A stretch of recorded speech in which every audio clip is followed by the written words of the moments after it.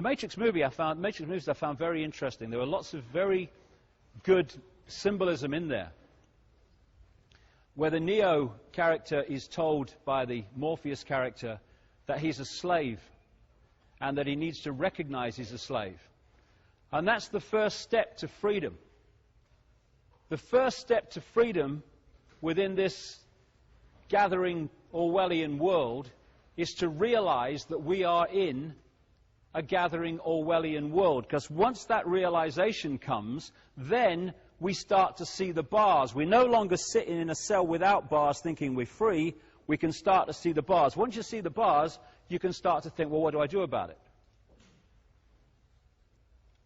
And then the next thing,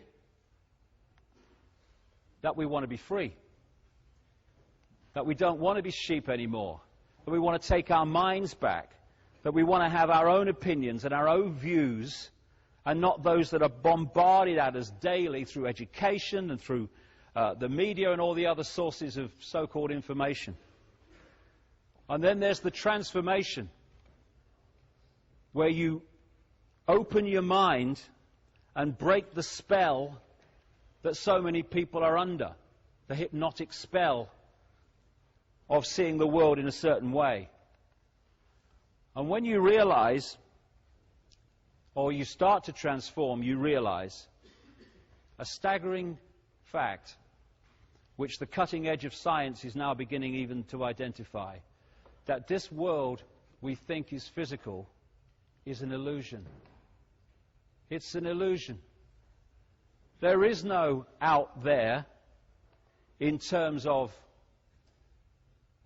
physical things that we perceive out there. What is out there are just frequency fields which we are decoding into a holographic reality. And our reality is a reality that we decode from frequency fields into apparently a physical world, but it's just a holographic illusion.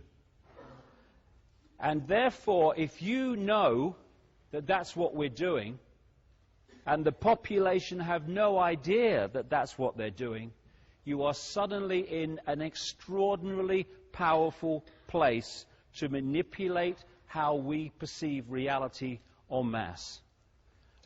As Einstein said, reality is an illusion, albeit a persistent one. These physical bodies lock us in to a frequency range, a lens through which we perceive reality, which we call the physical world. In the same space that we're occupying are infinite other frequencies of reality, and we ourselves, in terms of consciousness, are infinite. But when we work through a physical body, that infinite consciousness that we are works through a tiny lens. I guess it's about experience, who knows? And when you start to identify that this body, this vehicle, this biological computer is who we are, you get locked in the 5 sense prison pretty damn fast. Once you realize you are consciousness having an experience through this physical body, your mind starts to open and see that we are infinite. All matter is merely energy condensed to a slow vibration. We're all one consciousness experiencing itself subjectively. There's no such thing as death. Life is just a dream, and we are the imagination of ourselves. And the key to mass control is the manipulation of the imagination of ourselves. If the doors of perception were cleansed, everything would appear to man as it is, infinite. But through the lens of the physical body, particularly the manipulated one, it seems anything but that. It seems that everything's apart from everything else, and there is no unity. As this guy, H.M. Tomlinson, said, we see things not as they are, but as we are. And if you can manipulate what we are, you manipulate the way we see the world. And we are encouraged to see the world in a state of division, of apartness. I am apart from you. I have no connection because you're there and there's space in between us. The human race, overwhelmingly, is under mass hypnosis, programmed to see itself and the world in a certain way. Humanity, asleep. When people start to get it and start to see the world in a much different way, they use this term. They say, I woke up. Exactly. Waking up from the trance we've been put into. And what's the biggest hypnotist on planet Earth?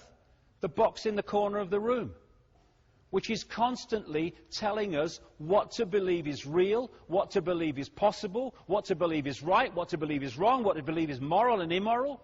And when we see the world only through the five senses, and we drop into body consciousness alone, then we drop into a box of limitation. And once we have stopped connecting with higher levels of our consciousness and observing the world from that point, we only have one place to go to get a fix on who we are and the nature of reality, and that's out there through the eyes and the ears. And who controls that? The mainstream media, the education system. Put them in the box, lock them in body consciousness, then program the body computer that locks us into this tiny frequency range called visible light that we think is everything, when it is an infinitesimal fraction of what exists in the very space I'm standing in now. We live in the equivalent of a holographic internet, as I call it. The world seems so solid, but then they say it's made of atoms which have no solidity. How is that? Because it's an illusion. Solidity is decoded. We're decoding the equivalent of the wireless internet. Around me now, around all of us now, is this wireless internet. And we are decoding it into holographic reality that we call the world. That's what it is. We are receiver-transmitters of information. And if you can manipulate the computer, you can manipulate what it can perceive and what it can access. We are perceivers. We are awareness. We are not objects. We have no solidity. We are boundless.